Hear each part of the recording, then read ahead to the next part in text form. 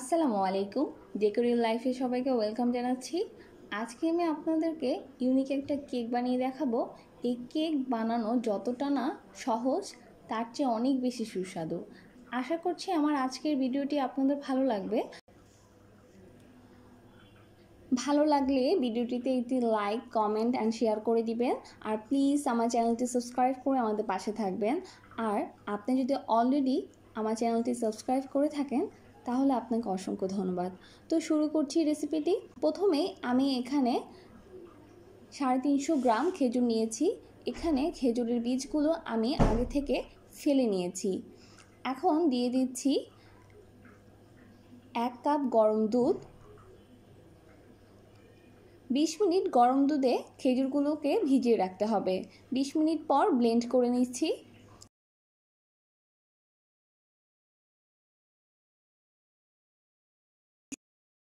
Blend করা শেষ। এখন এটাকে একটা সাইডে রেখে দিচ্ছি।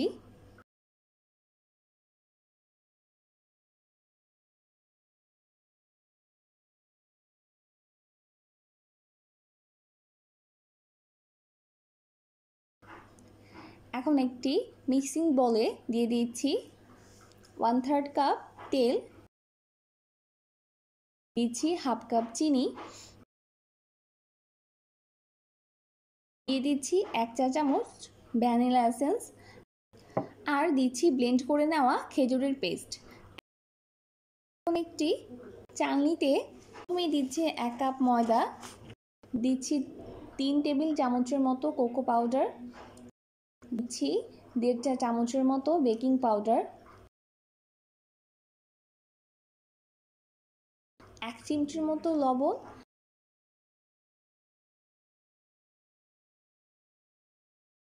এবার চেলে নিব।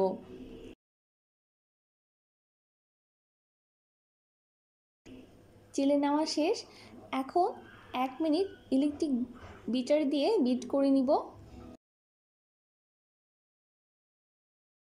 শুকনো উপকরণ খেজুরের পেস্টের সাথে মিক্স হয়ে গেলে এখন দিয়ে দিচ্ছি 1 কাপ গরম দুধ।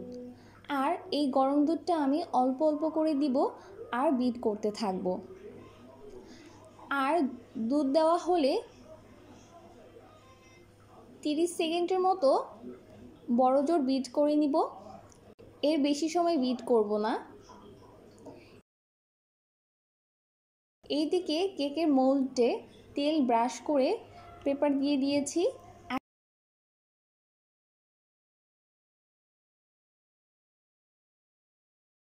এখন কেকের ব্যাটারটা দিয়ে দিচ্ছি আর উপর দিয়ে বাদাম কুচি দিয়ে দিচ্ছি।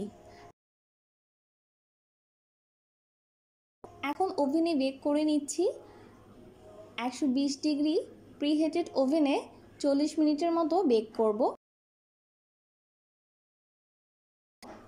40 মিনিট পর কেকটা বের করে ঠান্ডা করে নিয়েছি। এখন কেকটা মোল্ড আউট করে নিচ্ছি। এই কেকটা খেতে এত মজা, যদি আপনারা বাসায় একবার ট্রাই করেন তাহলে বুঝতে পারবেন।